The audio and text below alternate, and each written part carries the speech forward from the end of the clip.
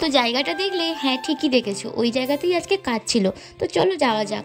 তো সকালবেলা বেরিয়েছি, না খুব সকালে নয়, বেলার দিকে বেরিয়েছি। তো নেত্রা থেকে আমাদের ট্রেন ধরতে হয়, ওটাই কাছাকাছি হয়। তো একের পর এক স্টেশন পেরিয়ে পেরিয়ে দেখো আমি শিয়ালদাতে ঢুকছি।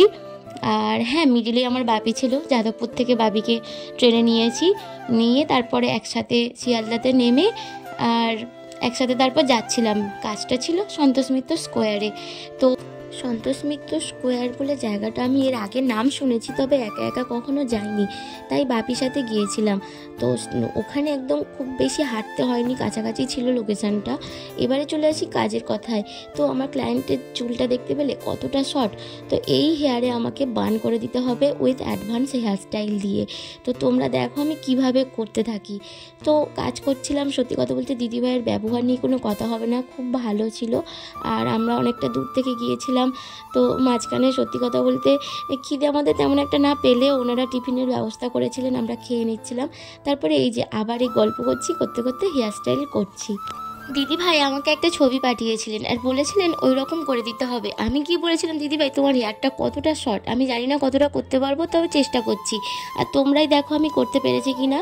বান আর সামনে মানে অ্যাডভান্স হেয়ারস্টাইল দিয়ে কতটা সুন্দর লাগছে বা কেমন লাগছে তোমরা জানিও। দিদিভাইয়ের তো খুব পছন্দ হয়েছিল। তো দিদিভাই ছাড়াও দিদিভাইয়ের বাড়িতে আরও একজনের হেয়ারস্টাইল করার কথা ছিল। এই যে উনি এসে গিয়েছেন, ওনার হেয়ারস্টাইল আমি করছিলাম। ইনি ছিলেন দিদিভাইয়ের শাশুড়ি মা।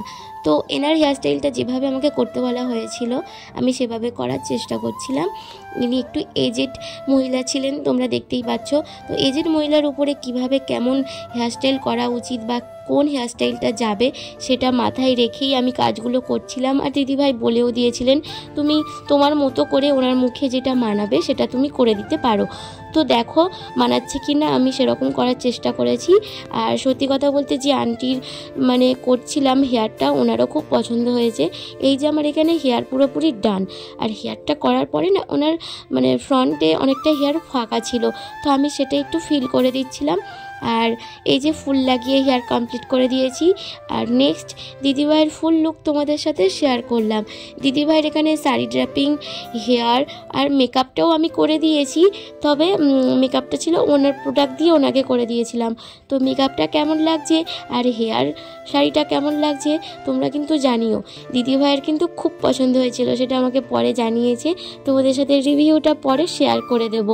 আর এখানে দুজনের ফুল লুকে কেমন লাগছে আমাকে জানিও কিন্তু। তারপর কাজ কমপ্লিট করে দেখতে পাচ্ছ আগেরবারে এসেছিলাম মানে এই যে ক্লাবটা মাঠটা তার ক্রস করে আসিনি, পুরো ঘুরে এসেছিলাম। আর যাওয়ার সময় এই মাঠের উপর দিয়ে চলে গিয়েছি, কারণ রাস্তাটা ছিল শর্টকাট হবে বলে। তাই এই মাঠের ভিতর দিয়ে যাচ্ছিলাম আর দেখছিলাম অনেকে ওখানে সাঁতার শিখছে, ব্যায়াম করছে। তো ওগুলো দেখতে দেখতে বেরিয়ে এলাম। আর তারপরে ওখানে থানার পাশ থেকে আস্তে আস্তে শিয়ালদায় পৌঁছে গেলাম। এবার শিয়ালদার কাছে রাত্রের ভিউটা কেমন লাগছে তোমরা দেখে নাও।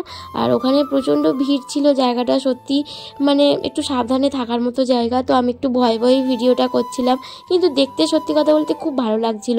পুরো বিল্ডিংটা পিঙ্ক কালার হয়েছিল। আর এখানে আমি ট্রেনে উঠে পড়েছি। আর ট্রেনটায় প্রথমে ছিল ফাঁকা, কিন্তু সত্যি লাস্টের দিকে ভালোই ভিড় হয়েছিল। ট্রেন থেকে নেমেও তো আমাদের আরও 10-20 মিনিট মতো মানে টোটোতে করে যেতে হয়। তো আমরা ফিরছি আর দেখো রাস্তা কতটা ফাঁকা। আর সেদিন রাত্রে সত্যি কথা বলতে অনেকটাই ঠান্ডা পড়েছিল, অনেকটাই ঠান্ডা লাগছিল। আর এই ফাঁকা রাস্তার মধ্যে ঠান্ডা হাওয়া খেতে খেতে দুজনে টোটো করে বাড়ি ফিরছিলাম। আর দেখো সব বন্ধ হয়ে গেছে, সব ফাঁকা। এটা আমার বাড়ির কাছেই। তো ভালো থেকো তোমরা, দেখা হবে নেক্সট কোনো ব্লগে।